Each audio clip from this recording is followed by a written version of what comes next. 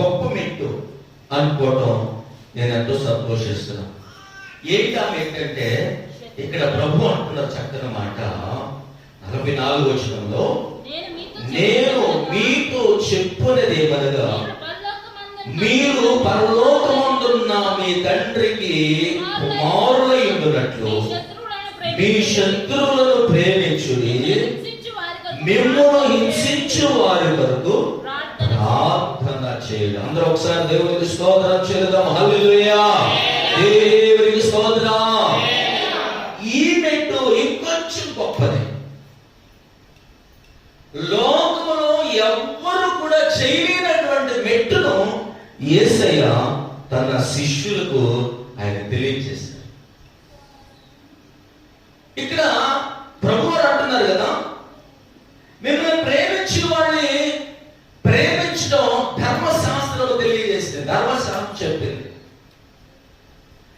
ఇప్పుడు ఇంకా కిందకి వెళ్ళడానికి సమయం లేదు, కానీ ఇక్కడ ప్రభువారు ఇంకా జ్ఞాపకం చేస్తారు, మిమ్మల్ని ప్రేమించిన వాళ్ళనే ప్రేమిస్తే మీకేమి ప్రయోజనము, సుంకలు కూడా అలాగా చేస్తున్నారు కదా అంటాడు 46వ వచనం. అంటే ఇప్పుడు సాధారణంగా లోకంలో మనం ఎలా ఉంటామంటే, మనల్ని ప్రేమించిన వారిని మనం ప్రేమిస్తాం, మనల్ని ద్వేషించిన వారిని మనము ద్వేషిస్తాం. ధర్మశాస్త్రం చెప్పింది అలా. పాత నిబంధన గ్రంథం అంటే ఆదికాండం నుండి మలాకి వరకు కూడా ధర్మశాస్త్రం ఏం చెప్పిందంటే, నిన్ను ప్రేమించిన వారిని ప్రేమించు, నిన్ను దూషించిన వారిని దూషించు, నిన్ను ఒక చెంప మీద కొట్టి నీవు కూడా మరొక చెంప మీద కొట్టు, నీ ఎద్దుని గాని నీ భార్యని గాని నీకున్నది ఏదైనా తీసుకుని వెళ్తే నీవు కూడా వెళ్ళి వాళ్ళ ఎద్దుని వాళ్ళ భార్యను నువ్వు తీసుకొచ్చుకోవచ్చు. ఇలాగా ధర్మశాస్త్ర గ్రంథంలో దేవుడు చెప్పిన విషయాలు ఏంటంటే, ఇతరులు నీకు ఏం హాని చేస్తారో నీవు కూడా అలాగే చేయవచ్చు, దానివల్ల తప్పు లేదు అని పాత నిబంధన ప్రకారం ధర్మశాస్త్ర గ్రంథం ప్రకారం, అంటే ఈ ధర్మశాస్త్ర గ్రంథము ఆది కాండం నుండి మలాకి గ్రంథం వరకు ఉన్నటువంటి భాగాలను ధర్మశాస్త్ర గ్రంథము అని పిలుస్తారు. ఈ ధర్మశాస్త్ర గ్రంథము వరకు కూడా ఉన్నటువంటి భక్తులు గాని పిల్లలు, దేవుని పిల్లలు గాని, దేవుని చేత ఏర్పరచబడిన రాజులు గాని, వారు చేసిన పని ఏంటంటే ఇలాగే చేసేవాళ్ళు. వీళ్ళ రాజ్యాన్ని ఒకళ్ళు దోసుకుని వెళ్తే మళ్ళా వీళ్ళు వెళ్ళి వాళ్ళ రాజ్యం దోసుకొచ్చుకునేవారు. ఇలాగా జరుగుతూ ఉండేది. దానివల్ల ఏమవుతుందంటే ప్రజలు చనిపోయేవాళ్ళు, అనేకులు చనిపోయేవాళ్ళు, రక్తాలు ఏరులై పారుతూ ఉండేవి. భయంకరమైన పరిస్థితి భూమి మీద ఉండేది. సమాధానం ఉండేది కాదు, సంతోషం ఉండేది కాదు. ఎక్కడ చూసినా యుద్ధాలు, ఎక్కడ చూసినా మరణాలు, ఎక్కడ చూసినా భయంకరమైనటువంటి పతనకరమైనటువంటి పరిస్థితులు, రకరకాల పరిస్థితులు ఉండేవి. దానిని బట్టి కొన్నిసార్లు దేవుని పిల్లలు కూడా చేయకూడని పనులు కూడా వాళ్ళు చేస్తూ ఉండేవాళ్ళు. ఎందుకంటే దేవుడు చెప్పాడు కదా, నువ్వు ఆ యొక్క ఎవరైనా నీకు కావాలనుకుంటే వాళ్ళు నువ్వు తెచ్చుకోవచ్చు. ఇలా ఉండడం వల్ల చాలా మంది, కొంతమంది భక్తుల జీవితాలు కూడా ఏమైంది అంటే కొన్ని భయంకరమైన పరిస్థితులు వాళ్ళు వెళ్ళిపోయారు. దావీదు ఒక ఉదాహరణగా, దావీదు మనం చూస్తే దావీదు కూడా అనుకున్నాడు, ఆ ఉరియా భార్యను నేను భార్యగా చేసుకోవచ్చు కదా అనుకున్నాడు. సొలొమోను అనుకున్నాడు, దేవుడు చెప్పాడు కదా ఎంతమంది నేను చేసుకోవచ్చు, కాబట్టి నాకున్నటువంటి 300 మంది భార్యలు కాకుండా ఇంకా 700 మంది ఉపపత్తులను నేను చేసుకోవచ్చు అని చెప్పి ఆయన అన్య సంబంధమైనటువంటి ఆచారాలు ఉన్నటువంటి వారిని, విగ్రహాలలో ఉన్నటువంటి వారు, ఆ రాళ్లకు బొమ్మలకు మొక్కేటువంటి ఆ శరీరను అతడు వివాహం చేసుకున్నాడు. ఆ తర్వాత వాళ్ళు చెప్పారంట, అయ్యా నువ్వు మాకొక గుడి కట్టాలి, మాకొక ఆ రూపాన్ని చేసి అక్కడ పెట్టాలి, మేము అక్కడికి వెళ్ళి మేము ఆరాధన చేసుకోవాలని చెప్పి ఈ సొలొమోను ఏం చేసేవాడంటే వాళ్ళకి గుడి కట్టించాడంట. చివరికి ఆ స్త్రీలు, ఆ 700 మంది స్త్రీలు ఏం చేశారు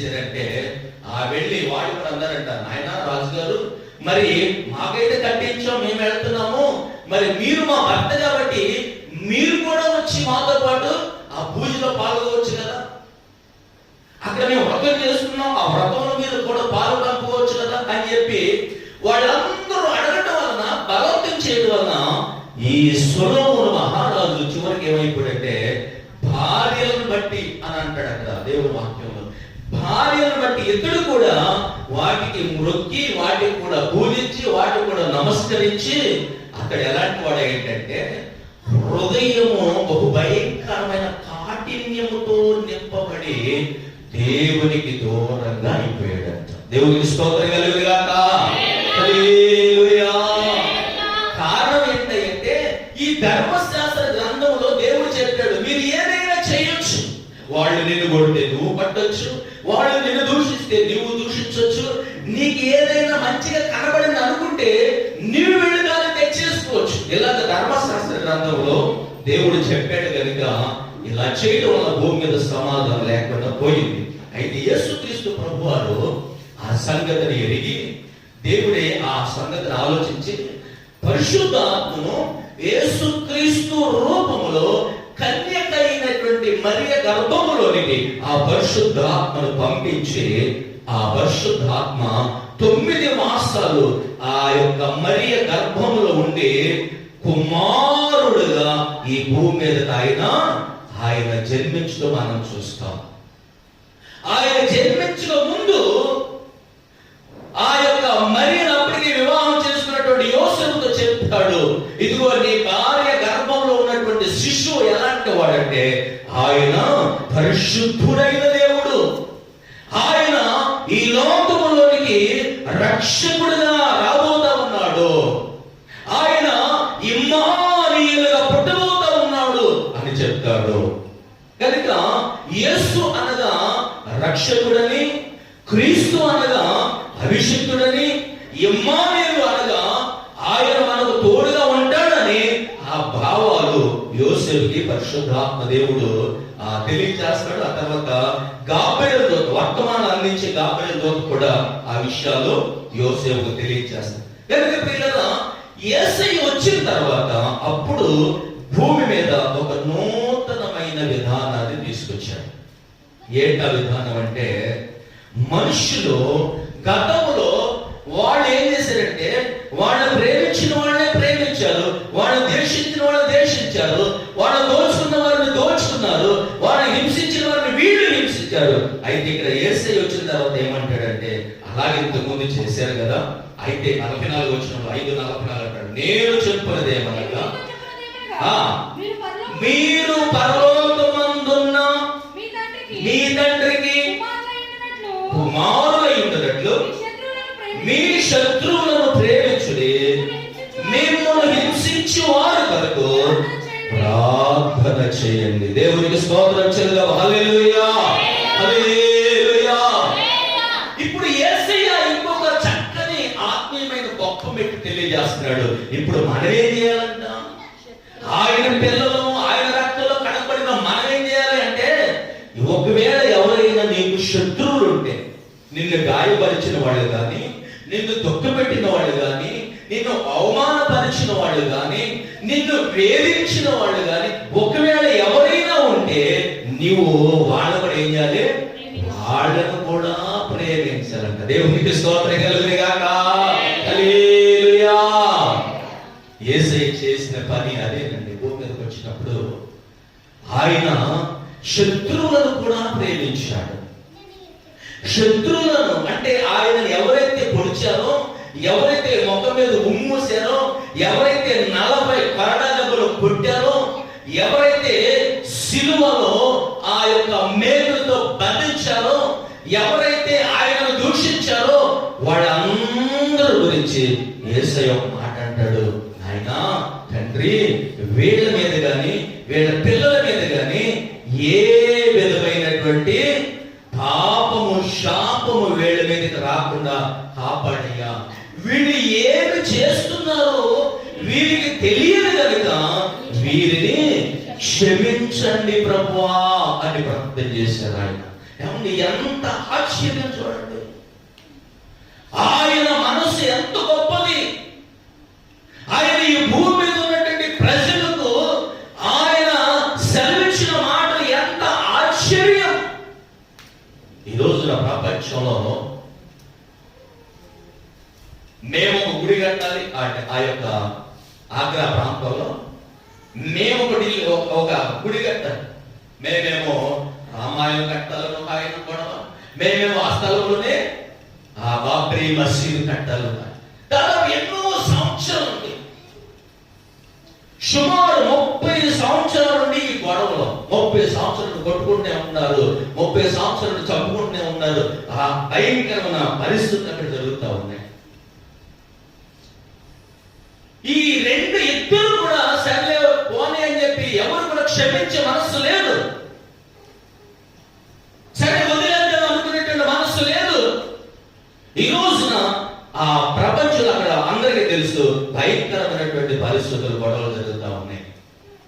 లాస్ట్ కి తీర్పు ఒక 3 రోజుల క్రితం ఇచ్చారంట, ఇక్కడ మసీదు కాదు ఆ యొక్క మందిరమే కట్టాలని సుప్రీం కోర్టు కూడా వాళ్ళు ఆ యొక్క విషయాలు తెలియజేయడం జరిగింది. కారణం ఏంటంటే ప్రస్తుతం మన దేశము ఏ మందిరం అయితే కట్టాలి అనుకున్నారో దానికి ఈ రోజున అది ఎక్కువగా మంది దానికి సపోర్ట్ గా ఉన్నారు కనుక ఈ రోజున జడ్జీలు వాస్తవంగా జడ్జీలు అలాంటి తీర్పు తీర్చడం. ఎందుకంటే మన దేశంలో అన్నిటికంటే కూడా సుప్రీం కోర్టు అది చాలా జాగ్రత్తగా పరిశీలించి మాట్లాడాలి. కానీ ఈ రోజున ప్రస్తుత పరిస్థితులు బట్టి ఎక్కువగా వీళ్ళు ఉన్నారు కనుక వాళ్ళకి సపోర్ట్ చేయడం జరిగింది. ఏం కనబడుతుందంటే ప్రేమించే మనస్సు లేదు, క్షమించుకునే మనస్సు లేదు. అది ఈ రోజున ఆ ప్రాంతంలో ఎన్నో గొడవలు, భయంకర మరణపరమైన పరిస్థితులు అక్కడ కనబడుతుంది. అయితే యేసుక్రీస్తు ప్రభువు అని చెప్తున్నటువంటి చక్కని ఏంటంటే మీరేం చేయాలి, మీ శత్రువులను కూడా ప్రేమించాలి. అయితే శత్రువులను కూడా ప్రేమిస్తే మరి మనమేం పిలవడతా ఉంట దేవుడి దగ్గర? ఆయన అంటాడంట, ఈమె నా కుమార్తె, ఈమె నా కుమారుడు, ఈమె నా యొక్క స్వాస్థ్యము, ఇతడు నేను ఏర్పరచబడినటువంటి వాడు, ఇతడు నా కుమారుడు, నా కుమార్తెని మనలను చూసి యేసయ్య మురిసిపోతూ ఉంటాడంట, మనలను చూసి యేసయ్య ఆనందిస్తాడంట. ఎప్పుడో తెలుసా? మనము మన శత్రువులను ప్రేమించినప్పుడు. దేవునికి స్తోత్రం కలుగును గాక. హల్లెలూయా. కనుక ప్రభువుని మనం కూడా అడగాలయ్యా, నాకు కూడా అలాంటి మనసు ఇవ్వండి అయ్యా, శత్రువులను ప్రేమించే మనసు కూడా నాకు ఇవ్వండి అయ్యా, శత్రువులను ఆదరించే మనసు నాకు కూడా ఇవ్వండి అయ్యా, వాళ్ళను నేను కూడా క్షమించే మనసు నేను కూడా కలిగి ఉండాలయ్యా. ఎందుకంటే నేను నీ బిడ్డగా సాక్ష్యాన్ని కలిగి ఉండాలి. కనుక ప్రభువును మనం అడగాలి, ప్రభు దగ్గర మనం ప్రార్థన చేసుకోవాలి. అప్పుడు దేవుడు నీకు ఏం చేస్తాడంటే వాళ్ళని క్షమించే మనసు ఇస్తాడు. దేవుడికి స్తోత్రం కలుగును గాక. హల్లెలూయా. ఇంకా అంటాడు ఇక్కడ, వారి కొరకు మనం ఏం చేయాలట? ప్రార్థన చేయాలి. ఏం ప్రార్థన? ప్రభువా నన్ను వాళ్ళు దూషిస్తున్నారు, హింసిస్తున్నారు, చెడ్డ మాటలు మాట్లాడుతున్నారు, వాళ్ళ కాలు ఏం చేయాలి? నలగొట్టి ప్రభువా, వాళ్ళ చెయ్యి ఏం చేయాలి? విరిగిపో ప్రభువా అనకూడదు, అనకూడదు. చాలా సంవత్సరాల క్రితం నేను వేరే ప్రాంతంలో రంగనగుడు అనే ఒక ప్రాంతం ఉంది, అక్కడ పరిచయం చేస్తూ ఉండేవాళ్ళం. పిల్లలు ఇద్దరు చాలా చిన్న పిల్లలు అన్నమాట. ఆ సంఘానికి ఒక సహోదరి వచ్చింది. దేవుడు అంటే ఆమెకు చాలా ఆసక్తి, చాలా ప్రేమ. ఆమెకున్న ఆసక్తి ఎంత గొప్పదంటే దేవుడు కొరకు నా ప్రాణమైన పెట్టేస్తా, అంత ఆశ ఉంది ఆ కుమారి, ఆ అమ్మాయి పేరు. వాళ్ళకి ముగ్గురు పిల్లలు, 2 ఆడపిల్లలు, 1 బాబు. మా సిరోని వాళ్ళ బాబు ఎత్తుకునేవాడు. వాడు కూడా ఎంత ఉండేవాడు కాదు. ఈడున్నాడు కదా మన బూది వాడు పెద్ద పేరు, ఏం పేరు? భీమేష్ అంత ఉండేవాడు. భీమేష్ అంత ఉండేవాడు కానీ లావు అయితే చిన్నవాడు ఉండేవాడు. వాడు ఆ సిరోని బాగా ఎప్పుడు ఎత్తుకుంటా ఉండేవాడు. ఈ కుమారి ప్రతి ప్రార్థనకి చాలా నమ్మకంగా క్రమం వస్తూ ఉండేది. ఆ రోజుల్లో ప్రార్థనలు ఏంటంటే, ఇప్పుడు కూడా ఆంధ్రలో అలవాట్లు ఏంటంటే 9 గంటలకి ప్రార్థన స్టార్ట్ చేస్తే 12 గంటల వరకు ప్రార్థన ఉంటుంది. ఇప్పటికీ కూడా ఆంధ్రలో రాత్రి 9 గంటలకి ప్రార్థన స్టార్ట్ చేస్తే 12 గంటల వరకు ప్రార్థన ఉంటాయి. 12 గంటల వరకు దేవుని సభ్యులు ప్రార్థన చేస్తూనే ఉంటారు. ఇక మీటింగ్లు పెడితే క్రిస్మస్, సెమీ క్రిస్మస్ క్రిస్మస్ కానీ పెడితే ఇక వాళ్ళకి అసలు నిద్రలు ఉండవు. దాదాపు తెల్లవారుజామున 3 గంటల వరకు సెమీ క్రిస్మస్ ఉంటది. ఇక క్రిస్మస్ అయితే అసలు ఇక రాత్రంతా ఒకటే సందడి. రాత్రంతా డెకరేషన్ చేస్తూ ఉంటారు. ఎర్లీ మార్నింగ్ మరలా 4 గంటలకి ఆరాధన ఉంటది. మరలా అది అయిపోయిన తర్వాత మళ్ళీ మార్నింగ్ 10కి ఆరాధన ఉంటది. మళ్ళీ క్రిస్మస్ పండుగ అయిపోయేసరికి సాయంత్రం 5 అవుతుంది.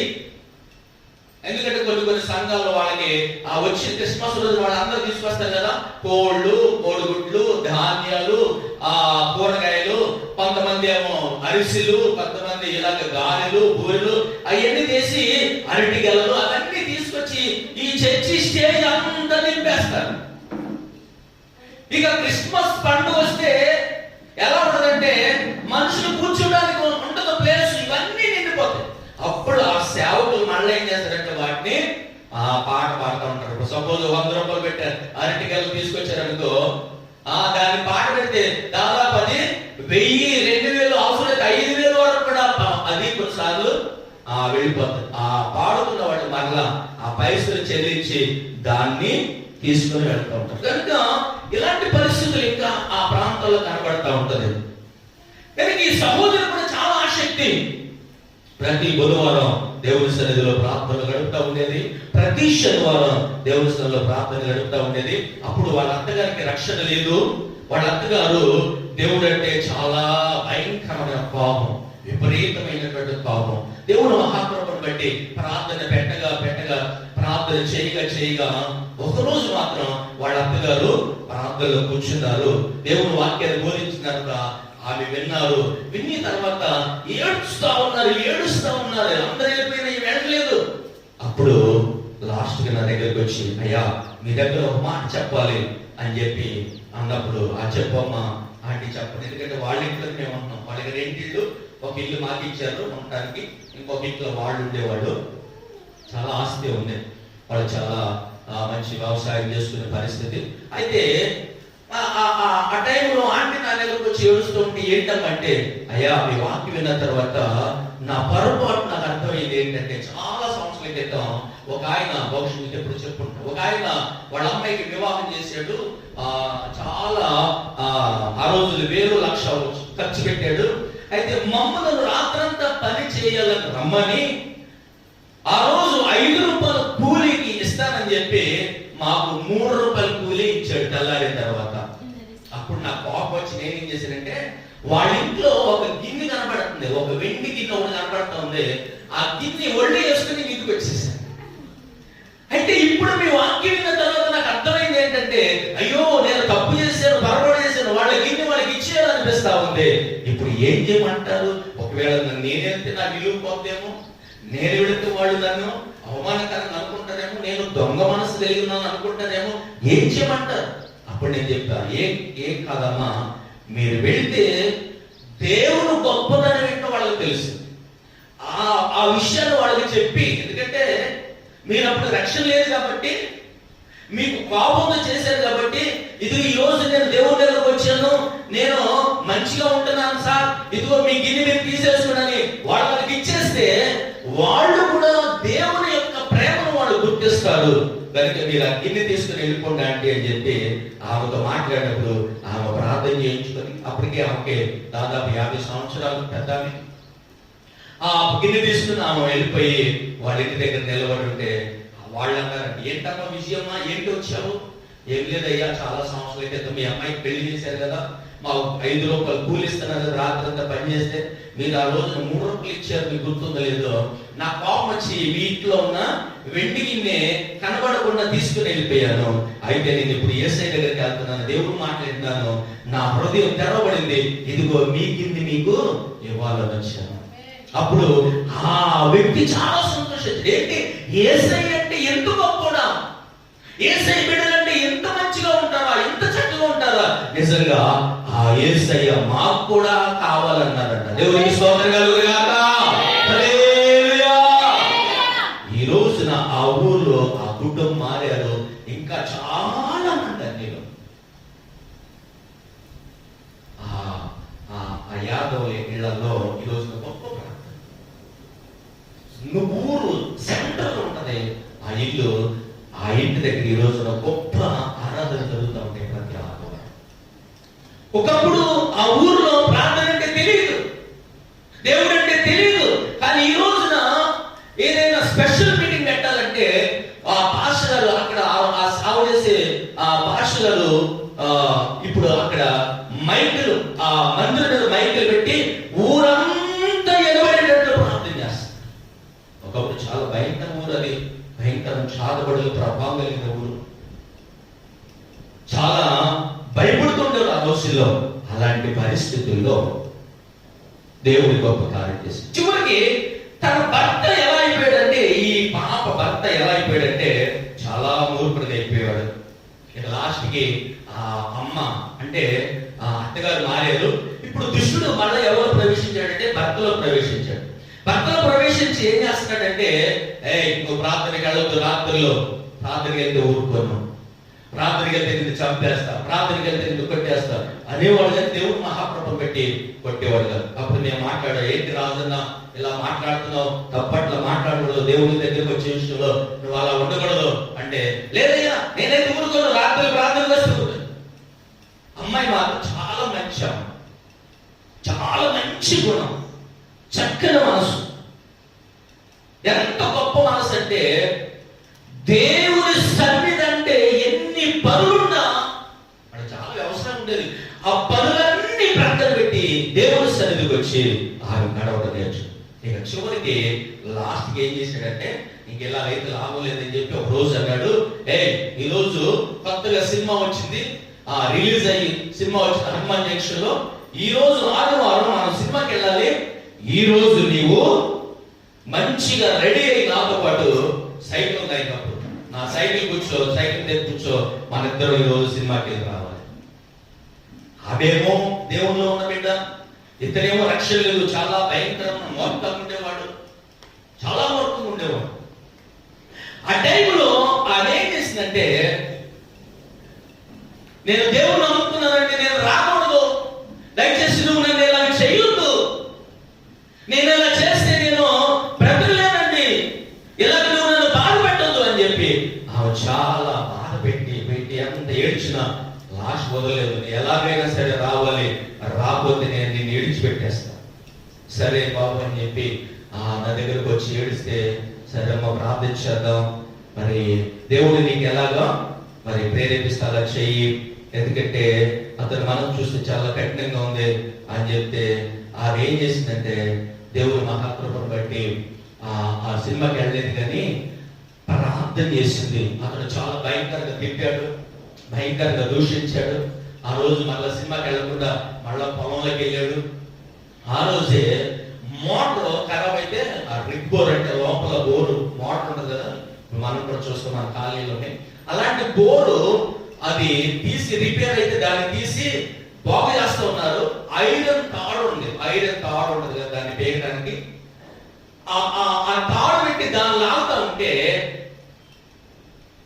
ఒక ఇద్దరు ముగ్గురు లాగుతా ఉంటే, ఆ టైంలో ఆ ఇద్దరు చేతులు జారిపోయి ఈ రాజు అన్న కాలికి ఈ ఇనుప వైరు చుట్టేసుకొని ఆ యొక్క మనిషిని గుంజేస్తే ఏం చేశాడు, ఆ బావి బోరు దగ్గరికి వెళ్ళిపోయి పడిపోయాడు. ఐరన్ కట్ చుట్టేసుకున్న ఆ కాలు మోకాలు కింద భాగం అంతా కూడా నలిగిరిపోయింది.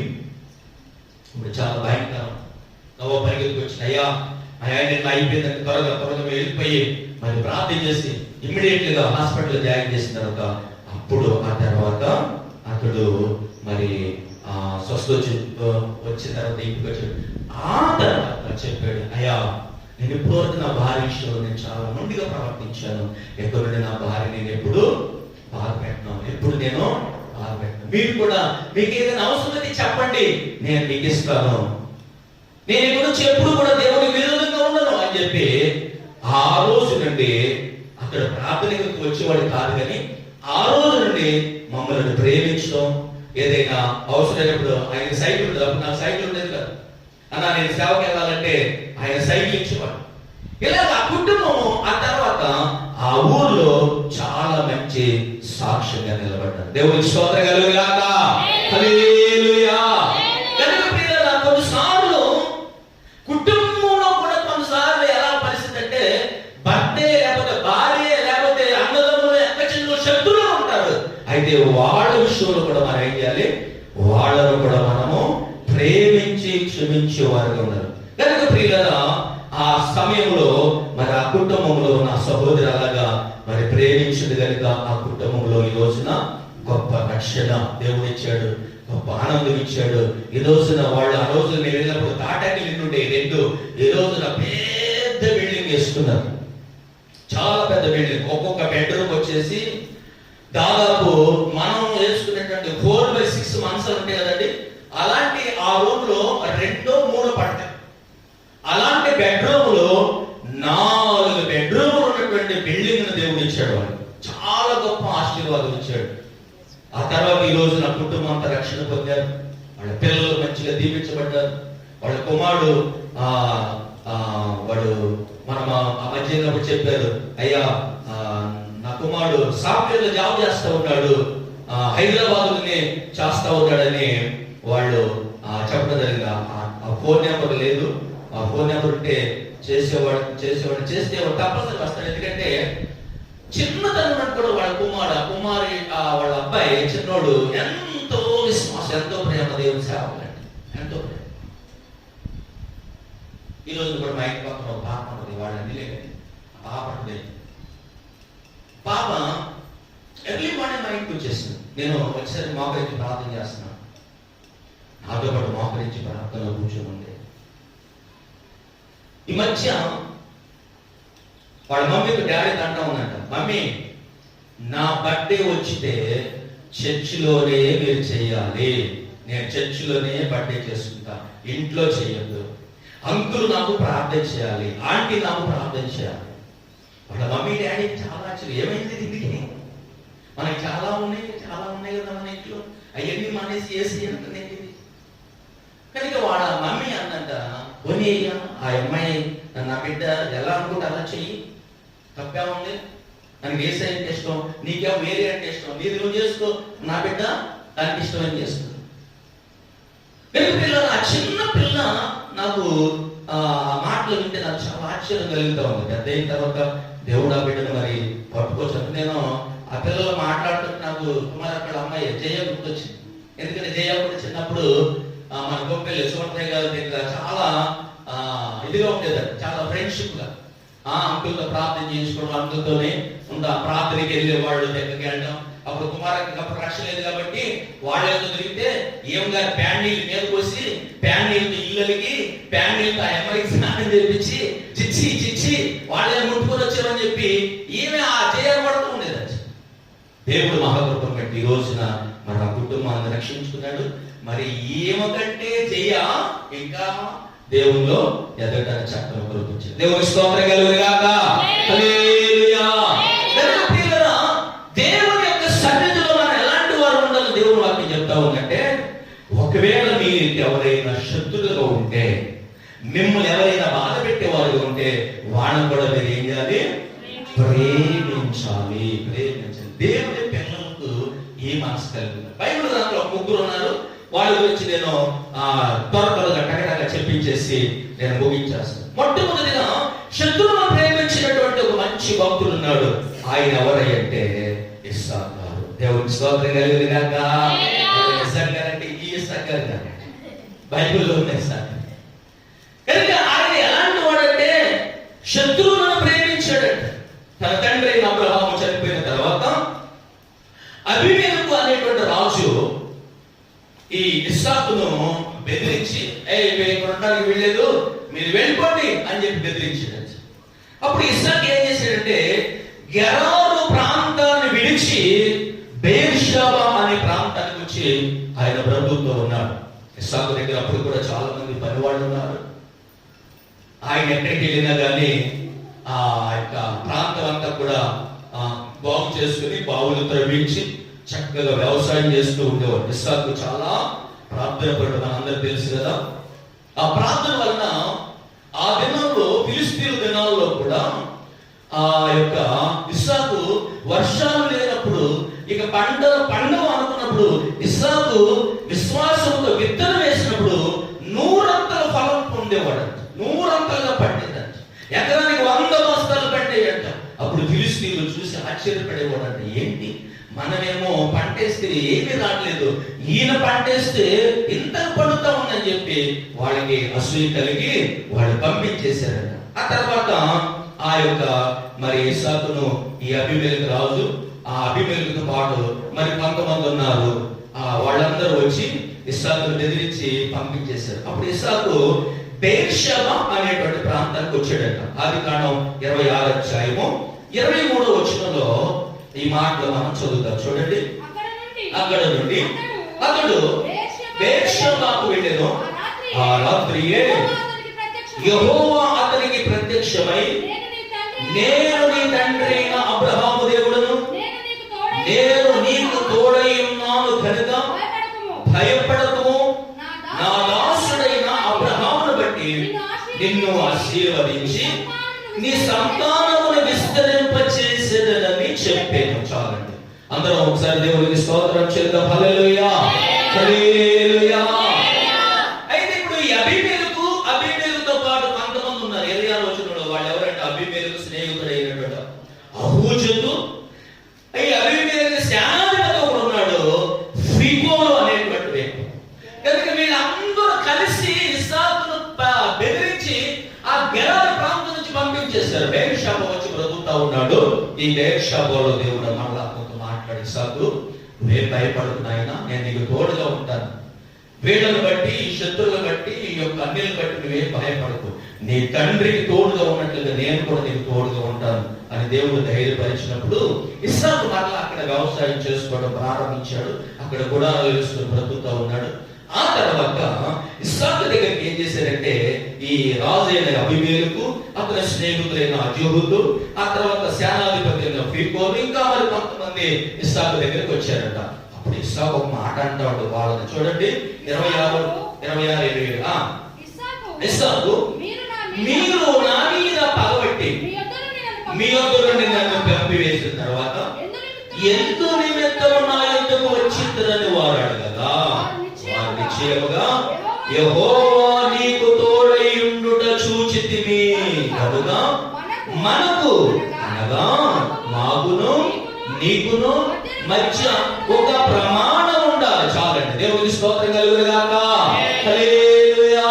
ఇప్పుడు ఇదంతా చదవడానికి టైం లేదు కాబట్టి నేను తర్వాత చెప్పేస్తాను. కానీ వీళ్ళందరూ వచ్చారు. వచ్చినప్పుడు ఇస్సాకు అంటాడు, అదేంటండి మీరు నన్ను దేశించారు కదా, నా మీద పగబట్టారు కదా, మీ ప్రాంతం నుంచి నన్ను వెళ్ళగొట్టేశారు కదా, నేనేదో ఈ ప్రాంతానికి వచ్చి బ్రతుకుతుంటే మళ్ళీ నా దగ్గరకు వచ్చారేంటి, మళ్ళీ నాకు కీడు చేయడానికి వచ్చారేంటి అని ఇస్సాకు అంటే, అప్పుడు వాళ్ళు అంటారు, లేదు లేదు నాయన, దేవుడు నీతో ఉన్నాడని మేము చూసాం, దేవుడు నీతో ఉన్నాడని మేము ఆ దర్శనంతో స్వప్నంతో చూసాం కనుక నీతో దేవుడు ఉన్నాడు కనుక నిన్ను ఏమన్నా అంటే మాకు ఒకవేళ కీడు వస్తుందేమో అని భయంతో నీ దగ్గరకు వచ్చావు నాయన అని చెప్పి వాళ్ళు మాట్లాడినప్పుడు అప్పుడు ఇస్సాకు వాళ్ళందరినీ ఇంట్లోకి చేర్చుకొని ఆ వచ్చిన వాళ్ళకి గొప్ప విందు చేయించి వచ్చిన వాళ్ళకి పడుకోవడానికి సదుపాయాలు చూపించి మళ్ళీ తెల్లవారిన తర్వాత వాళ్ళకి అన్ని కూడా చక్కగా చూసి వాళ్ళని చాలా దూరం వరకు సాగనంపి అప్పుడు సమాధానం అయ్యే వెళ్ళండి అని పంపించాడు. దేవుడికి స్తోత్రం కలుగునుగాక. హల్లెలూయా. ఇస్సాకు ఎంత మంచి మనసు అంటే శత్రువులను కూడా ప్రేమించే మనసు, శత్రువులకు కూడా ఆతిథ్యం ఇచ్చే మనసు, శత్రువులను కూడా తన ఇంటికి వచ్చిన వారికి సకల మర్యాదలు చేసే మనసు. ఏమంటే ఎవరన్నా నిన్ను గాయపరిచారు, దూషించారు, బాధ పెట్టారు, అవమానపరిచారు. మీ ఇంటికి వచ్చిన తర్వాత మీ ఇంట్లో చక్కగా గుమగుమలాడే బిర్యానీ అప్పుడే వండుకున్నారు. శత్రువు మీ ఇంటికి వచ్చాడు, మీరు భోజనం పెడతారా? భోజనం పెడతారా? సాధారణంగా నాకు తెలిసి ఎవరు శత్రువుకు భోజనం పెట్టడానికి ఇష్టపడరు, కనీసం మంచినీళ్ళు ఉండడానికి కూడా ఇష్టపడరు. కానీ ఇస్సాకున్న ప్రయాణం ఎంతో గొప్పదో చూసారా? ఆ శత్రువులు కూడా చక్కని విందు చేయించాడు. వాళ్ళు రాత్రంతా ఉండడానికి చక్కని సదుపాయాలు కలిగించాడు. మళ్ళా వెళ్ళేటప్పుడు కూడా వాళ్ళు చాలా దూరం సాగనంపి తిరిగి వచ్చాడంట. దేవునికి స్తోత్రం కలుగుగాక. హల్లెలూయా. అందువలన ఇస్సాకును దేవుడు బహుగా దీవించాడు. తన కుమారుడైనటువంటి యాకోబును దేవుడు బహుగా దీవించాడు. ఇంకా చెప్పాలంటే ఆ వంశం అంతా, ఆ యాకోబు కుమారుడైన యోసేపును దేవుడు ఒక దేశం మీద రాజుగా పరిపాలన చేసే కృప దేవుడు ఇచ్చాడు. దేవునికి స్తోత్రం కలుగుగాక. హల్లెలూయా. క్రీస్తునందు ప్రియమైన దేవుని బిడ్డలారా, శత్రువులను మనం ప్రేమించినప్పుడు నీవు ఆశీర్వదించబడతావు. వీళ్ళని ప్రేమిస్తే నాకేమొస్తుంది అనుకోకూడదు. వాళ్ళని ప్రేమిస్తేనే నీకు ఆశీర్వాదం, వాళ్ళని నీవు ఆదరిస్తేనే నీకు ఆశీర్వాదం. కనుక ఈ మెట్టు మనం నేర్చుకోవాలి, ఈ విశ్వాసం మనం నేర్చుకోవాలి. ఈ మార్గంలో పిల్లలు మనం నడిచినప్పుడు నీ పరిస్థితి కూడా మారిపోవాలి. ఒకసారి చెప్పే కదా, చాలా సంవత్సరాలు ఒక ఆమె మానవుడి ఆమె ప్రభు నమ్ముకున్న తర్వాత, అంటే భర్త చనిపోయిన తర్వాత బీదోళ్ళు అయిపోయారు. ఆమె ముగ్గురు అమ్మాయిలు ప్రభు నమ్ముకున్నారు. ఆమె ప్రభు నమ్ముకున్న ఊరందరూ వెళ్ళేశారు. నీవు మాలో రాకూడదు, మా అబ్బాయిలు మీకు ఇవ్వము, మీ అమ్మాయిలు మాకు చేసుకోవద్దు, నీవు అసలు మా ఆ కులమని కూడా చెప్పుకోకూడదు అని చెప్పి వాళ్ళందరూ కూడా ఆ ప్రాంతం నుండి వెళ్ళేశారు. ఆమె ఆ ఇళ్ళలో పనిచేసుకునేది. ఆ పని చేసినప్పుడు ఒక చర్చికి వెళ్ళి ఆమె పరిచయం అయింది. అమ్మ ఏంటి మీ పరిస్థితి అంటే, ఇలా సంగతమ్మ మా ఊళ్ళంతా వెళ్ళేశారంటే, ఏం పర్వాలేదు, నేను నీకు తోడుగా ఉంటాను, నువ్వు ధైర్యంగా ఉంటా అని చెప్పి ఆ మార్గోడు అమ్మాయిని చర్చి దగ్గరలో ఒక ఇల్లుంటే రెంట్కి ఇప్పించి, అమ్మా నీవు దేవుడి సన్నిధికి వెళ్ళు, దేవుడి సన్నిధికి వెళ్ళు, దేవుడు నిన్ను బలపరుస్తాడు, ఆదరిస్తాడు. కనుక ఆ ముగ్గురు పిల్లలను తీసుకొచ్చి చర్చికి వెళ్ళడం, ప్రార్థన చేసుకోవడం చక్కగా ఉండేది. ఆ టైంలో పిల్లలకు 30 సంవత్సరాలు వచ్చేసింది. పెద్ద అమ్మాయికి 30, చిన్న అమ్మాయికి 27, ఇంకొక అమ్మాయి 24, ఇలాగా వయసు వచ్చేసింది. మాస్టర్ గారితో చెప్తా ఉన్నాయా, పిల్లల వయసు వచ్చేసింది, పెళ్లిని చేయాలయ్యా, ఏం చేయాలయ్యా, పెళ్లిని చేయాలి. ప్రభు భాషగా చెప్తా ఉన్నాడు, ఏం కాదమ్మా, భయపడకు, దేవుడు నీకు మంచి అల్లుళ్ళని ఇస్తాడు, నీ పిల్లలకు మంచి భర్తలను ఇస్తాడు. కనుక ఆ టైంలో ఆ యొక్క పరిచయం చేసే సేవకుడు అక్కడ నుంచి వేరే ట్రాన్స్ఫర్ అయిపోయారు. ఇంకొక భాష గారు ఆ చర్చ్, కొన్ని చర్చెస్ అలా ఉంటాయి. ఎబ్రోన్ అని, బ్యాప్టిస్ట్ అని, సిఎస్ అని, ఇలాంటి చర్చెస్ కొన్ని చర్చెస్లలో ఏమంటాయి అంటే భాషస్ మార్పం. యేసన్ గారి పరిచయం కూడా ఒకప్పుడు ఆయన ఉన్నప్పుడు ఆయన కూడా మార్చేవారు. ఒక ఆయన వైజాగ్ ఉంటే, ఒక ఆయన హైదరాబాద్, మళ్ళీ ఈయన తీసుకెళ్ళి అక్కడ ఆయన తీసుకొచ్చి ఇక్కడ ఇలాగ చేస్తూ ఉండేవాడు. ఇప్పుడు తర్వాత సంఘాలన్నీ బాగా స్థిరపడిన తర్వాత ఆయన కూడా వదిలేశారు. ఎవ్వరు సంఘం వాళ్ళే చక్కగా చేస్తున్నాయని చెప్పి గొప్ప గొప్ప ఆస్తులన్నీ వాళ్ళకి అప్పగించేసి ఆయన చక్కగా హాయిగా పరలోకానికి వెళ్ళిపోయారు. అయితే ఈ వచ్చినటువంటి పాస్టర్ గారు ఒక ముగ్గురు కొడుకులు ఉన్నారు. ఆ పాస్టర్ గారు అంతకుముందు అనుకున్నారు ఏంటంటే, అమ్మా మనకి ఇచ్చిన ముగ్గురు కుమారులకి ఎలాంటి వేళకి వాడ చేసుకోవాలంటే, ఏ ఇంట్లో అయితే అక్కా చెల్లెలు ముగ్గురు ఉంటారో ఆ అక్కా చెల్లెళ్ళే మనం చేసుకోవాలి, వేరు వద్దు. ఆ ముగ్గురు దొరికే వరకు మన ముగ్గురు కొడుకులకి పెళ్లి చేయొద్దు అని చెప్పి వాళ్ళు ఒక నిబంధన చేసుకున్నారు. ఆ నిబంధనలో వీళ్ళు కూడా పాస్టర్ గారు కూడా ఎలాగ తిరుగుతున్నారు, ఎక్కడ దొరుకుతారు ముగ్గురు అమ్మాయిలో, ఒకే తల్లిదండ్రులు పుట్టిన పిల్లలు ఎక్కడ దొరుకుతారు అని చెప్పి వాళ్ళు తిరుగుతూ ఉన్నారు. అనుకున్నాం కదా, ఇది దొరకట్లేదు, చేసేద్దాము, ఎవరో వాళ్ళు అనుకోలేదు, వాళ్ళు దొరికి రాక తిరుగుతా ఉన్నారంట. ఈ సంఘానికి వచ్చారు. అప్పుడు ఈ సంఘానికి వచ్చే విశ్వాసి కొత్త భాష గారికి పరిచయం అయ్యాయా, నేను ఎలా ఉన్నాను, మరి ఆ భాష ఉన్నప్పుడు ఈ చర్చ అంతా తుడిసి సాపలని వేసి ప్రార్థన చేసుకునే దాన్ని, అయ్యా ఇప్పుడు కూడా నేను కూడా అలాగే ఉన్నాను, నా కోసం ప్రార్థన చేయండి, మాకు ముగ్గురు అమ్మాయిలు పెళ్లికి వచ్చారు, వాళ్ళకి ఎలా చేయాలో పెళ్లి నాకు తెలియదు పరిస్థితుల్లో ఉందంటే పాస్టర్ గారికి చాలా సంతోషం. అమ్మా మీ ఇల్లు ఎక్కడ అంటే పలానా చోట వెళ్ళారట. వెళ్ళి అమ్మా మీరు ఏమనుకోకపోతే ఇదిగో నేను నా భార్య పాస్టర్ గారు ఇలా అనుకున్నాము, ఏ ఇంట్లో 3 అమ్మాయిలు ఉంటారో ఆ 3 అమ్మాయిల్ని మా 3 కొడుకులు చేసుకోవాలనుకున్నాం, మరి నీకు ఇష్టమేనా మా అబ్బాయికి మీ అమ్మాయిని ఏంటో. ఆమెకు ఆశ్చర్యం వేసింది, ఇదేంటి ఈ పాస్టర్ గారు ఎంత గొప్ప సేవకుడు, ఎంత గొప్ప ధనవంతుడు, మరి మేము చూస్తేనేమో ఒక చిన్న గుడిసెలో రెండుకున్నాము, మా పిల్లలు కూడా ఏదో చిన్న చిన్న పనులు చేసుకుని బ్రతుకుతున్నారు, మేము వీళ్ళకి ఈ పరిస్థితులు చేయగలవా అని ఆమె ఏం చెప్పలేకపోతున్నారు. చెప్పమ్మా మీరు ఇస్తారా? అయ్యా నేనైతే చేసే స్వామి నాకు నువ్వేం చేయొద్దు, అన్ని మేమే చేసుకుంటాం. చివరికి ఆ శుభలేఖలు కూడా పెళ్లి కార్డులు కూడా మేమే అచ్చు చేస్తాం.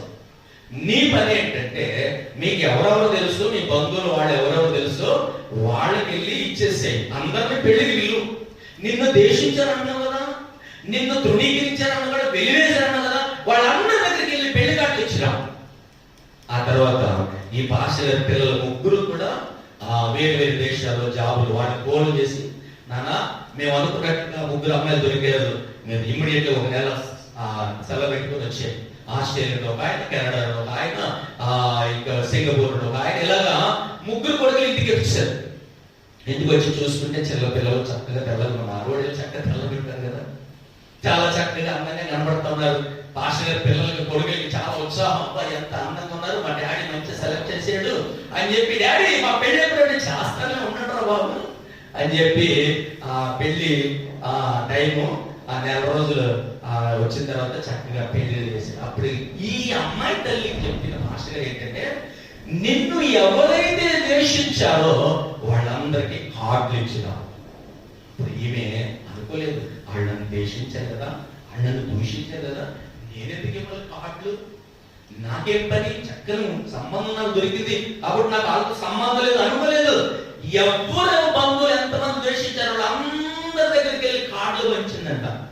అప్పుడు వీళ్ళు అనుకున్నారంట, ఏంటన్నా అసలు పెళ్ళే చేయలేదు అనుకుంటే ఎంత మంచి కార్డు వేసిందేంటి, ఎంత మంచి కార్డు కనపడుతుంది చేతిలో, అయితే మనం వెళ్ళి చూద్దాం.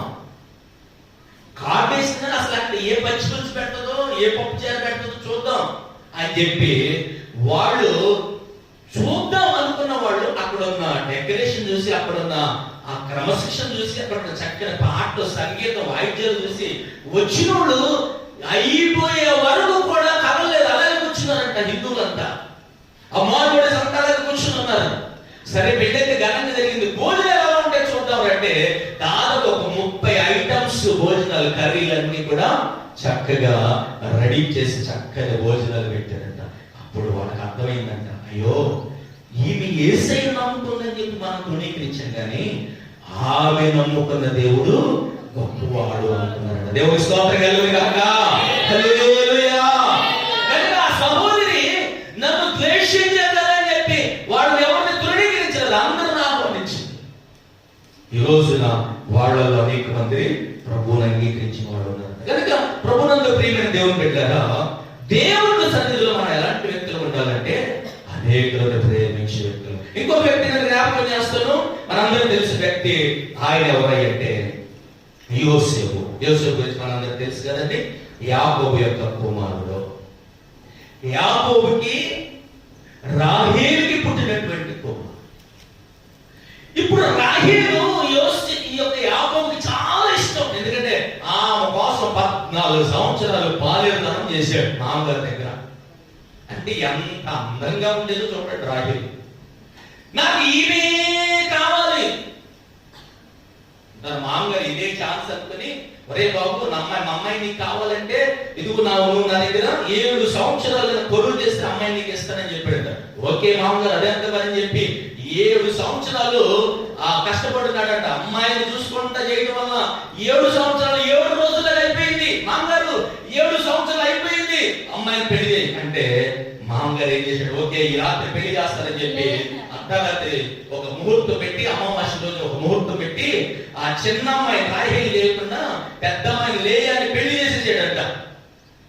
ఆ తర్వాత తెల్లారు చూస్తేనేమో పెద్ద అమ్మాయి కనపడుతుంది. పెద్ద అమ్మాయి ఎలాంటిది, పుసికిళ్ళు, కళ్ళ నిండా ఓగా అది కారుగా ఉంది. వెంటనే అల్లుడి గారు కావు చేసింది, మామగారు ఏంటి మోసం, నేను రాహేలు కోసం చేస్తే ఈవనిచ్చేదేంటి? మరే బాబు, సాంప్రదాయం అది. చిన్నమ్మాయి ఆ పెద్దమ్మాయిలో ఉన్న చిన్నమ్మాయి పెళ్లి చేయకూడదు కాబట్టి పెద్దమ్మని చేసిన తర్వాత చిన్నామ చేయాలి. ఇప్పుడు చిన్నామ కూడా కావాలంటే మళ్ళీ 7 సంవత్సరాలు ఓకే అని చెప్పి మళ్ళీ 7 సంవత్సరాలు చేశాడు. అప్పుడు రాహేలు ఇచ్చి పెళ్లి చేశాడు. ఇప్పుడు రాహేలు అంటే ఈయన గారికి ఎంతో ప్రేమ, ఎంతో ఇష్టం. అమ్మగారు లేకుండా అసలు ఉండేవాడు కాదు. దేవుడు మహాకృపను బట్టి చక్కని కుమారుడిని యోసేపుకు దేవుడు ఇచ్చాడు. ఇప్పుడు ఈ యాకోబు ఏంటంటే, నేను ప్రేమించిన భార్య పుట్టిన కుమారుడు కనుక యోసేపుని నేను చాలా చక్కగా చూసుకోవాలని చెప్పి యోసేపును అందరికంటే కుమారులందరికీ, అప్పటికి 11 మంది కుమారులు ఉన్నారు యాకోబు గారు. 11 మంది కుమారులు. లేయాకి పిల్లలు, లేయా దాసికి పిల్లలు, రాహేలుకి ఆ యొక్క దాసికి పిల్లలు, రాహేలు 2 దాసికి పిల్లలు, లేయా 2 దాసికి పిల్లలు, అప్పటికి 11 మంది పిల్లలు ఉన్నారు. ఇప్పుడు రాహేలు కూడా దేవుడు గర్భాన్ని ఇచ్చాడు, ఆ కుమారుని యోసేపుని ఇచ్చాడు. ఇప్పుడు అంతకు ముందున్న పిల్లలందరికంటే ఈమె చాలా ఇష్టం కదా రాహేలు గారు. ఈ భార్యను బట్టి యోసేపుని ఎంతో ఘనంగా చూసుకునేవాడు. ఆ యోసేపుకి చాలా ప్రత్యేకమైన డ్రస్సులు, ప్రత్యేకమైనటువంటి ఆ విచిత్రపు అంగీలో ఎలాంటి కుట్టించేవాడట యోసేపు. అయితే ప్రియులారా, మనందరూ తెలుసు, ఒక సమయమున ఈ యోసేపుని అన్నేలు ద్వేషించారు. అన్నేలు చంపాలని చూశారు. అన్నేలు ఇష్మాయిల్కి అమ్మేస్తున్నారు, ఐగుప్తు దేశానికి అమ్మేస్తున్నారు.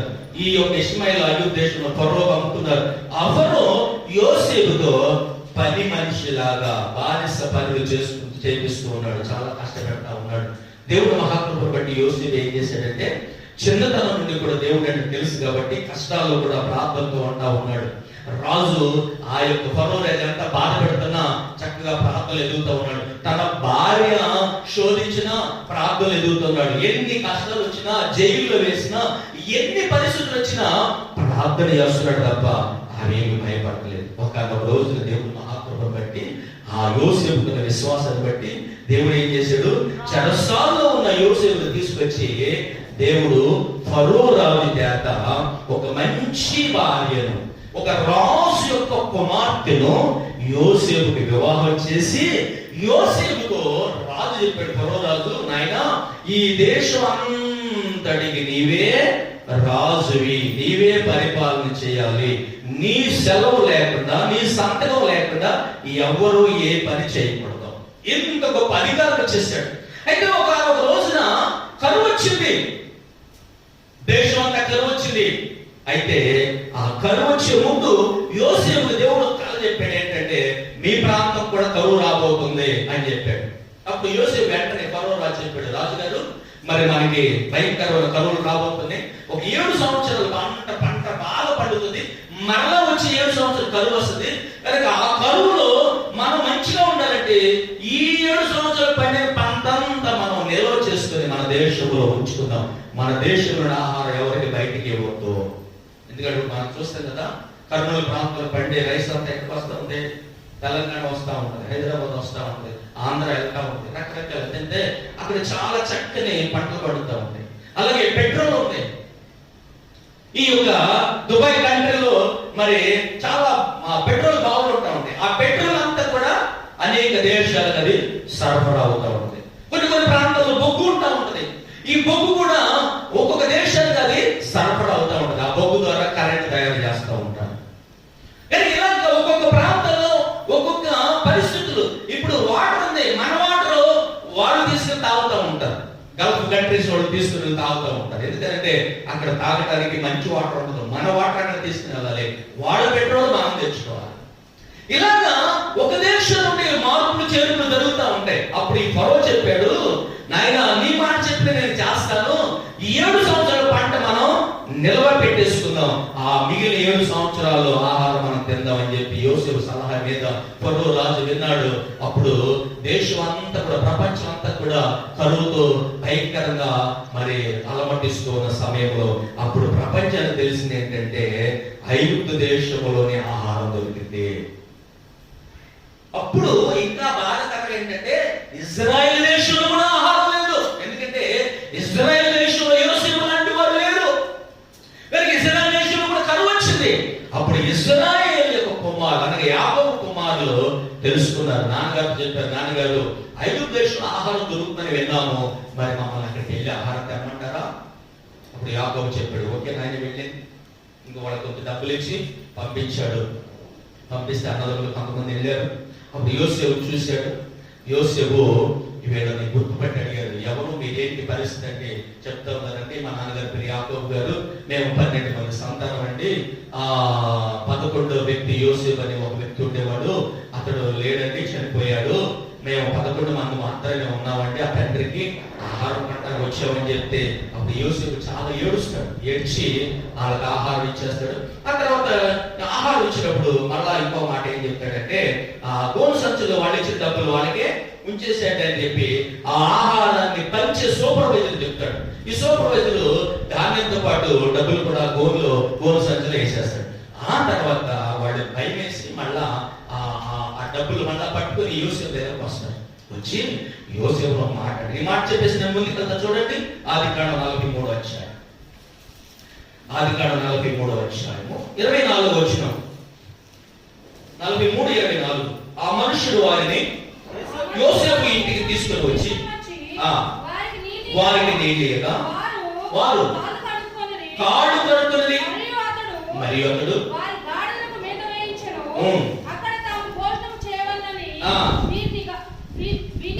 వినిది కనుక మధ్యాహ్నమందు యోసేపు వచ్చి వేళకు తమ కానుకలను సిద్ధము చేసిరి. యోసేపు ఇంటికి వచ్చి వారి చేతుల్లో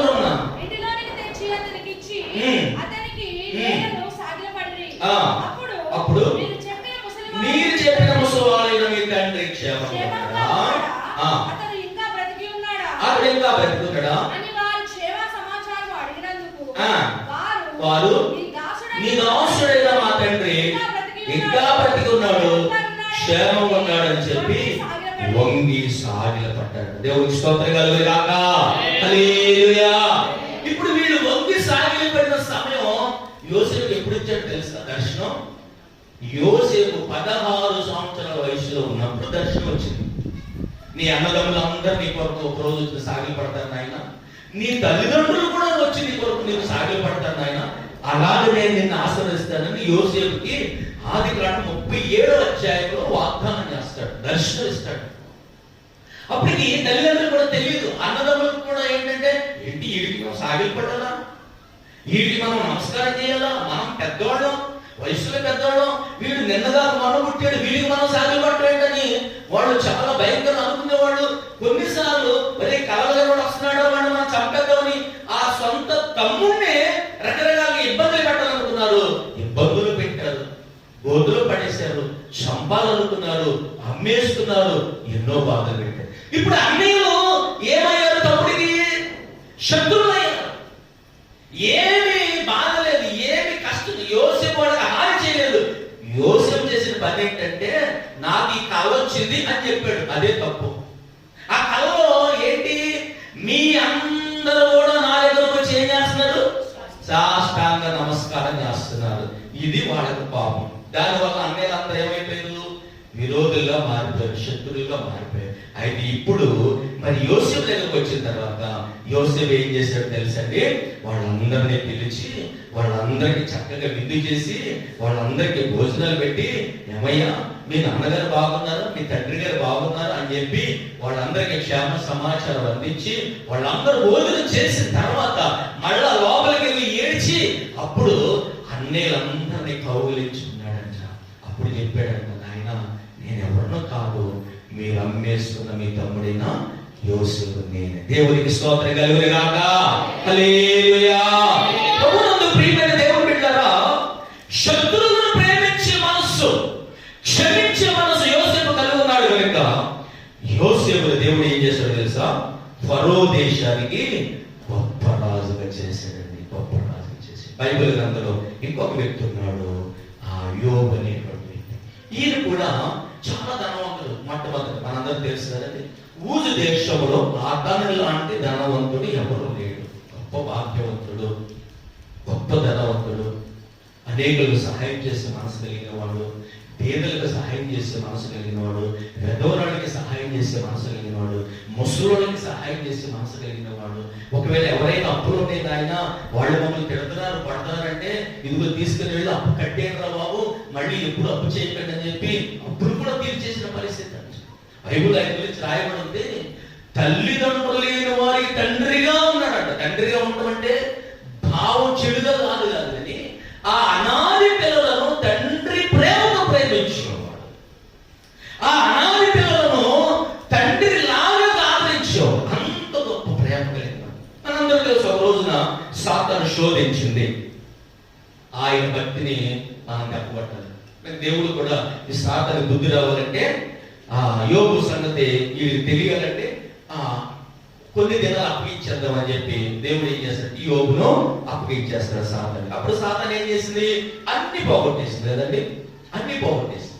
అప్పుడు స్నేహితులు ఏమనుకున్నారంటే, ఈ స్నేహితులు మంచిగా ఉన్నప్పుడు చాలా ప్రేమించేవాడు, చాలా గౌరవించాడు. యోబు గారు రావడానికి లేచి నిలబడి, నాయన వందనాలయ్యా యోబు గారు అనేవాడు. స్నేహితులు ఎప్పుడు యోబు గారు చుట్టూ ఉండేవాడు.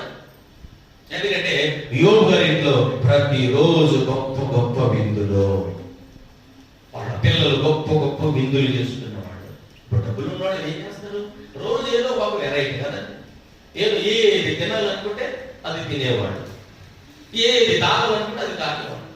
మా పెళ్ళాక ముందు మా అబ్బాయికి, మా కోడలు పెళ్ళాక ముందు వాళ్ళ మమ్మీ డాడీ చెప్పేవాడు, మా కోడలు గారికి చాలా వంటలు వచ్చండి, ఏదైనా చేస్తారు. వచ్చిన తెల్లారు అక్కడికి వెళ్తే మా అమ్మాయికి మంచూరియా, వెజ్ మంచూరియా చేయమంటే మా కోడలు గారు వాళ్ళ వాళ్ళ తండ్రి గారు వాళ్ళ తల్లి గారు అందరూ కలిసి ఒక 5 నిమిషాలు 10 నిమిషాలు టక టక టక టక వేడిగా ఆ మంచూరియా చేసి ఇచ్చేసాను. అప్పుడు మేము మేమందరం కూర్చున్నాం, చాలా సంతోషంగా. కనుక వాళ్ళు చెప్పారు, అయ్యా మీ కోడలు గారు అన్ని చేస్తారండి, అన్ని వంటలు వచ్చండి, ఇక మీరు ఎలా అయిపోతారంటే చాలా లావు అయిపోతారు అని చెప్పారు. అప్పుడు నేను అనుకున్నాను, బాబోయ్ మా కోడల దగ్గర నేను ఏం తినకూడదు, ఏది పెట్టినా నేనేమనాలి, నా ముద్దు తల్లి అనాలి. ఎందుకని లేకపోతే లావు అయిపోతాను. దేవుడికి స్తోత్రం కలిగింది కాగా, హల్లెలూయా. అందుకే నేనేం చేస్తానంటే, మామూలుగా ఏదైనా పెట్టాలంటే వద్దమ్మా అంట. ఇప్పుడు మజ్జిగ చేసి ఇవ్వమంటారా, వద్దమ్మా. ఏమన్నా మజ్జిగ రామంటారా, వద్దమ్మా. ఎందుకంటే ఆమె పెట్టడం ఇష్టం, నాకేమో తింటే ఎక్కడ లావు అవుతుందో, ఇప్పటికీ లావు అయిపోయాను. కానీ ఇప్పుడు నేనేమనుకున్నానంటే, ఏది కూడా తినకుండా ఉండటం మంచిది. కొన్ని రోజులు ఆరోగ్యంగా ఉండాలంటే మా కోడలు చేతితో తినకుండా ఉంటాం. ఎందుకంటే రుచిగా ఉన్నాయనుకో ఏం చేస్తాను, ఎక్కువ తినేస్తాను. కానీ ప్రభునందు ప్రీతిని నిలబెట్టాలి. ఇప్పుడు యోబు కుటుంబంలో కూడా చక్కని వంటలు, చక్కని భోజనం చేస్తూ ఉండేవాడట. ఈ ముగ్గురు స్నేహితులు వచ్చి చక్కగా భోజనం చేసేవాడు. అలా గౌరవ యోబు గారండి. ఇప్పుడు యోబు గారికి కష్టం వచ్చేసింది, నష్టం వచ్చేసింది. అయితే ఈ స్నేహితులు ఏం చేయాలి, వాస్తవంగా అయ్యో ఎంత గొప్ప భక్తుడు, ఎంత నీతిమంతుడు, ఎందుకంటే దేవుడి చేత సాక్ష్యం ఉంది కదా యోబు. అతను ఎలాంటి వాడంట, నీతిమంతుడు, న్యాయవంతుడు, దేవుడు భయపడలేని వాడు, యథార్థవంతుడు, చెడుతనమును విసర్జించిన వాడు, భూమి మీద అతని వంటి వాడు ఎవడు లేడు అన్నాడు దేవుడే సాక్ష్యంగా. హల్లెలూయా, దేవుడికి స్తోత్రం. ఇప్పుడు మనుషులు చెప్పుకున్నాడు కాదు. ఇప్పుడు మా లక్ష్మీశ్వరు ఉన్నారు అనుకో, నా గురించి చెప్పమంటే జనాలకి ఏం చెప్తారు, బాబోయ్ మా భాష గారికి ఏమనుకున్నారంటే ఆయన ప్రార్థన చేస్తే ఎలా జరిగింది ఎలా జరిగింది, ఆయన చేయటి చాలు మీకు అన్ని దీవులే స్వస్థ వచ్చేస్తుంది అని చెప్పి మాట్లాడుకుంటారు. ఎందుకని అభిమానం పడుతుంది.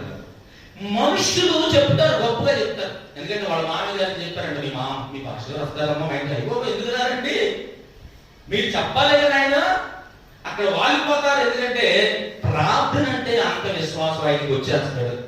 కనుక మేము కూడా కరోనాలో, నేను మా పాస్టర్ గారు పోలీసులు పడతారని తెలిసి కూడా వాళ్ళ మధ్యలో నుండి దేవుడు మహాప్రభు అంటే మమ్మల్ని ఆపలేదు. ఇప్పుడు దేవుడికి స్తోత్రం కలుగును గాక. అప్పుడు సీని గారిని సుజాత రమ్మంటే సీని గారు భయపడి వాడు ఏమన్నాడన్నా, బాబోయ్ నేను రాను, నన్ను పట్టుకుంటూ కొట్టేస్తానని చెప్పి ఆయన వచ్చి. కానీ ఇప్పుడు ఇలా వాళ్ళ విశ్వాసం ఏంటంటే, మా అమ్మాయి చెప్పారు కాబట్టి, మా మేనవాళ్ళు గారు చెప్పారు కాబట్టి ఈ అయ్యగారితో ప్రార్థన చేయించుకోవాలని వాళ్ళు ప్రతి నెల చక్కగా ప్రార్థన చేసి చక్కగా భోజనాలు పెడతాం. కరోనాని మీ అందరినీ పిలవట్లేదు కానీ లేకపోతే అందరినీ పిలుస్తారు. వాళ్ళు దేవుడి చిత్తమైతే కరోనా త్వరగా తగ్గాలని ప్రార్థన చేయండి, మన అందరం వెళ్ళవచ్చు. దేవునికి స్తోత్రం కలిగింది కాక. కనుక ఈ యొక్క విందు చేసుకున్నటువంటి చక్కని ధనవంతుడు ఎలాంటి ఆయనకి కష్టం వచ్చింది. ఇప్పుడు స్నేహితులు ఏం చేయాలి? ఆదరించాలి కదండి, ప్రేమించాలి కదండి. కానీ వాడు ప్రేమించలేదండి. ఏం చేశాడు తెలుసా? రకరకాలుగా దూషించేవాడు, రకరకాలుగా అవమానపరిచేవాడు. ఏమంటే కష్టం వచ్చిన వాళ్ళు మనం ఏం చేయాలి? ప్రేమించాలి, ఆదరించాలి. నీ చేతనైతే సహాయం చేయాలి. లేదనుకుంటే ఒక మాట చెప్పమ్మ, దేవుడు ఉన్నాడు మనకి, భయపడకండి, ప్రార్థన చేయండి అంటే వాళ్ళు ఏమవుతారు? చక్కగా ఉంటారు, ధైర్యంగా ఉంటారు. మా సంఘస్థులు ఉన్నారు, మా భాష గారు ఉన్నారు, మా అయ్యగారు ఉన్నారు, కాబట్టి మేము ధైర్యంగా ఉంటామని వాళ్ళ ధైర్యం వస్తుంది. ఇప్పుడు కష్టాలు వచ్చిన తర్వాత కూడా మనం వాళ్ళని బాధ పెట్టామనుకో, వాళ్ళు ఇంకా మనం దూషించామనుకో, వాళ్ళు ఏమైపోతారు? చాలా బాధపడతారు. అవసరమైతే లోపల కలిసిపోతారు. ఒకవేళ వాళ్ళు లోపల కలిసిపోయారు అనుకోండి, దేవుడు మనలను లెక్క అడుగుతాడు.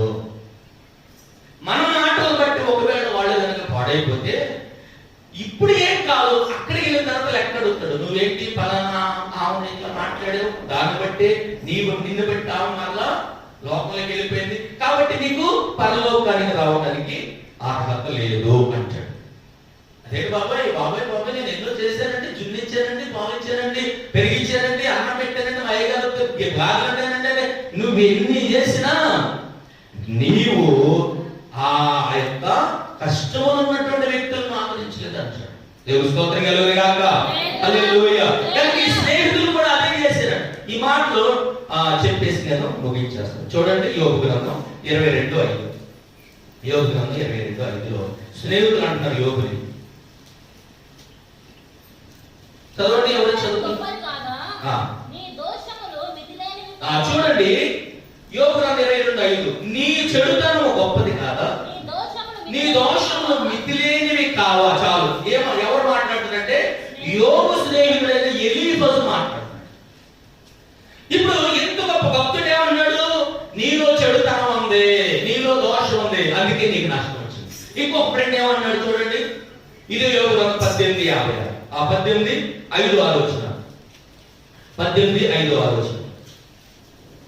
భక్తిహీనుల దీపము ఆర్పివేయబడును, వారి అగ్నిజ్వాలలో ప్రకాశింపకపోవును, వారి గుడారములు వెలుగు అంధకారమును, వారి యొక్క ఉన్న దీపం మారిపోవును. ఈయన ఒక స్నేహితుడు. ఈయన ఎవరంటే బెల్దద్ అనే స్నేహితుడు. ముగ్గురు స్నేహితులు ఉన్నారు యోబు. ఒక ఆయన ఎలీఫజు, ఒక ఆయన బెల్దద్, ఇంకొక ఆయన జోఫరు. అయితే ఈ బెల్దద్ అనే వ్యక్తి అంటాడు, భక్తిహీనుల దీపం ఆరిపోద్ది, వారి గుడారాలు అంధకారం అవుతాయి. అంటే అర్థం ఏంటంటే, యోబు గారు మీరు భక్తిహీనులండి, అందుకే మీ ఇంట్లో ఆశీర్వాదం పోయింది, అందుకే మీ పిల్లలు చచ్చిపోయారు, అందుకే మీ ఇల్లు కూలిపోయింది, అందుకే నష్టం జరిగిందని వాళ్ళు ఇంకా యోబు గారిని బాధ పెడతారంట. ఇంకో స్నేహితుడు ఉన్నాడు 20:4-5 వచ్చిన. 20:4-5 వచ్చిన. దుష్టులకు విజయము కొద్ది కాలం ఉండను, భక్తిహీనులకు సంతోషము ఒక నిమిషం మాత్రం ఉండదు. చాలు. ఇప్పుడు ఈ స్నేహితుడు ఎవరయ్యంటే జోఫర్ అనే వ్యక్తి. ఎలీఫజు చెప్పుకున్నాం ఫస్ట్, రెండో ఆయన బెల్దద్ చెప్పుకున్నాం. ఈ మూడో వ్యక్తి అంటే జోఫర్. ఈ ముగ్గురు స్నేహితులు యోబుకి. ఈయనంటాడు, బాబు నువ్వు దుష్టుడు కాబట్టి కొన్ని రోజులు నువ్వు వెలిగావు, మంచుకున్నావు, అందుకే నీకు ఈ నష్టం వచ్చింది. నీ యొక్క పిల్లలు చచ్చిపోయారు, ఎడ్లు చచ్చిపోయింది, ఒంటలు చచ్చిపోయింది, ఆస్తులు పోయినాయి, అన్ని పోయినాయి, కనుక నువ్వు దుష్టుడు కాబట్టి నీకు ఆశీర్వాదం లేదు. ఇంకోటి అంటాడు, నువ్వు భక్తిహీనుడు కాబట్టి కొన్నాడు సంతోషం చూసి ఇప్పుడు నువ్వు ఏడవలసి వస్తుంది ఆయన, కనుక నువ్వు భక్తిహీనుడివి, నువ్వు దుష్టుడు అని చెప్పి విమర్శిస్తా ఉన్నా. అయితే ఈ ముగ్గురు స్నేహితులు ఎంతగా మాట్లాడినా యోబు అంటాడంట, నాయనా తండ్రి వాళ్ళ మాటలు నువ్వేమి కూడా పట్టించుకోతాయా, వాళ్ళని క్షమించు నాయన అని చెప్పి యోబు గారంట దూషించిన స్నేహితులను దూషించట్లేదంట. దూషించిన స్నేహితులు దూషించలేదంట, వాళ్ళకి ఇంకా ప్రార్థన చేస్తాను. అప్పుడు దేవుడు ఒక మాట అంటాడు, నాయన యోబు నువ్వు చేసిన ప్రార్థన వల్ల నేను వాళ్ళని క్షమిస్తున్నాను, నువ్వు చేసిన ప్రార్థన వల్ల నేను వాళ్ళని కనికరిస్తున్నాను, కాబట్టి నువ్వు వాళ్ళ వల్ల ప్రార్థన చేసావు కనుక నేను నిన్ను ఏం చేస్తానో తెలుసా, 2 రెండంతలుగా ఆశీర్వదిస్తాను అన్నాడంట. దేవుడికి స్తోత్రం కలుగుగాక. హల్లెలూయా. 42 తర్వాత మీరు ఇంటికి వెళ్ళి చదువుకోండి. 7వ వచనం నుండి 10వ వచనం వరకు చదివితే ఈ మాట అంటే ఇప్పుడు చదవడానికి టైం లేదు. 10వ వచనం చదువుతున్నాను. మరియు యోబు తన స్నేహితుల నిమిత్తం ప్రార్థన చేసినప్పుడు యెహోవా అతనికి క్షేమ స్థితిని మరలా అతనికి దయచేసాను. మరియు యోబునకు పూర్వము కలిగిన దానికంటే 2 అధికముగా యెహోవా అతనికి దయచేసాను. ఎందుకు ఎలా ఇచ్చాడంటే ఇక్కడ యోబు గురించి అంటాడు. 7వ వచనం చక్కని మాట చదువుతాం చూడండి. యెహోవా యోబుకు ఆ మాటలు పలికిన తర్వాత ఆయన తేమానీయుడని ఎలిఫజుతో నా సేవకుడైన యోబు పలికినట్లు మీరు నన్ను గురించి యుక్తమైన దానిని పలకలేదు కనుక నా కోపం నీ మీద నీ ఇద్దరు స్నేహితుల మీద చాలు. దేవుని స్తోత్రం కలుగుగాక. హల్లెలూయా. ఇప్పుడు యోబు స్నేహితులు దూషిస్తున్నారు కానీ యోబు మాత్రం స్నేహితులను దూషించలేదు. యోబు వాళ్ళ విషయంలో పాజిటివ్ గా మంచిగానే ప్రార్థన చేస్తున్న ప్రభు వాళ్ళని కనికరించాయి కనుక నీ శత్రువును ఒకవేళ ఎవరైనా నిన్ను దూషిస్తే నువ్వు వాళ్ళ గురించి ఏం చేయాలి? వాళ్ళ కొరకు ప్రార్థించాలి, కనికరించమని ప్రార్థించాలి, క్షమించమని ప్రార్థించాలి. అవసరమైతే ఇంకా నీకు మంచి విశ్వాసం ఉంటే వాళ్ళని దీవించయ్యా అని మనం ప్రార్థించాలి. దేవుని స్తోత్రం కలుగుగాక. హల్లెలూయా. యోబు అలా చేశాడు కాబట్టి పోయిన దానికంటే 2 ఆశీర్వాదం దేవుడు ఏం చేశాడు? యోబుకి ఇచ్చాడు. ఆ తర్వాత స్నేహితుడు ఏం చెప్పాడు? మీరు నా యోబులాగా మాట్లాడలేదు కాబట్టి మిమ్మల్ని నేను శిక్షించబోతున్నాను. అప్పుడు వాళ్ళు భయమేసి నాయన క్షమించండి అంటే అప్పుడు అన్నారు మీ పాపాలు క్షమించాలంటే నేను కాదు నా సేవకుడైన యోబు దగ్గరికి వెళ్ళి అవన్నీ ఒప్పుకోండి, అప్పుడు మిమ్మల్ని క్షమిస్తాను. చాలా సంవత్సరాలకి ఒక ఆయన నన్ను భయంకరం తెచ్చాడు. చంపేస్తారా అక్కడ నుంచి వచ్చావు ఇక్కడ ఆంధ్ర. ఆయన మాస్టర్ ప్లస్ బోధకుడు భయంకరంగా తెచ్చాడు. తిట్టిన తర్వాత ఒకసారి మీరు చెప్పుకుంటారు చాలా. తిట్టిన తర్వాత భయంకర పక్షవాతం వచ్చేసింది. పడిపోయాడు. కాళ్ళలో నడవటానికి లేదు శక్తి లేదు, తిట్టడానికి శక్తి లేదు, లోపలికి ఏం పోవట్లేదు.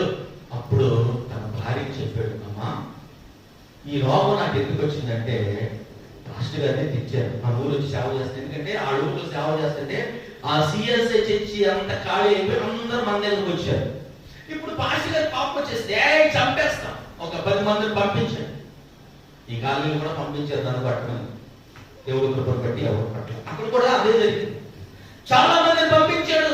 వాళ్ళు పెద్ద పెద్ద బోర్డు మీసాలు వేసుకొని ఆ బాలంగా ఉండి పెద్ద పెద్ద కర్రలు తీసుకుని వచ్చారంట. మా ఇల్లు చుట్టూ తిరిగారంట. అప్పుడు మా ఇల్లు ఏంటంటే తాటాకి ఇల్లు, అంటే కిరాయి ఉండే ఇల్లు. కిరాయి డబ్బులే కట్టలేదు వాడు ఉండమన్నారు. చుట్టూ ఏమో కొబ్బరి తోటలు కాబట్టి ఆ ఏరియాలో కొబ్బరి తోటలు మట్టలు తెచ్చి కట్టుకున్నాం. ఆ కొబ్బరి మట్టని ఎలా అంటే వచ్చేస్తుంది. ప్రభు కృప ఏంటంటే ఎవరు ఏం చేయలేదు, వెళ్ళిపోయారు. తర్వాత ఆ విశ్వాసి చెప్పారు, నాయన మీ ఇంటికి చాలా మంది వచ్చారు, అందులో అయ్యాయి కూడా ఉన్నాడు, చాలా మంది మిమ్మల్ని పడదాం అనుకున్నారు. ఆ పాస్టర్ గారు సిఎస్ఐ పాస్టర్ గారు తాగి పంపించి వీళ్ళందరూ పంపించాడు, కానీ మిమ్మల్ని ఎవరు ఏమనలేదు.